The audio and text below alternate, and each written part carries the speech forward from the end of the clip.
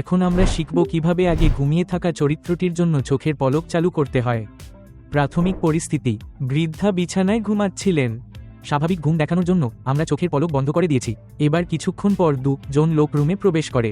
আমরা চাই মহিলাটি জেগে উঠুক এবং চোখের পলক ফেলতে শুরু করুক। প্রথম ধাপ: চরিত্রটি নির্বাচন করুন। ঘুমন্ত চরিত্রটি বেছে নিন। নিচে যান, কন্ট্রোলারে ক্লিক করুন। আপনি চোখের পলক সক্ষম বা অক্ষম দেখতে পাবেন। কারণ তিনি ঘুমিয়েছিলেন, এটি অক্ষম ছিল। দ্বিতীয় ধাপ: অ্যানিমেশনটি বিভক্ত করুন। এখন আমরা চাই কিছু সময় পর পরিবর্তন আসুক। সময়রেখাটি এমন জায়গায় নিয়ে যান যেখানে তার জেগে ওঠা উচিত।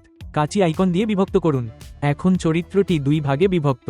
প্রথম অংশটি ঘুমিয়ে পড়ুন, চোখের পলক ফেলুন। দ্বিতীয় পর্ব জেগে উঠতে শুরু করে। তৃতীয় ধাপ: চোখের পলক চালু করুন। এবার স্প্লিটের দ্বিতীয় অংশটি নির্বাচন করুন।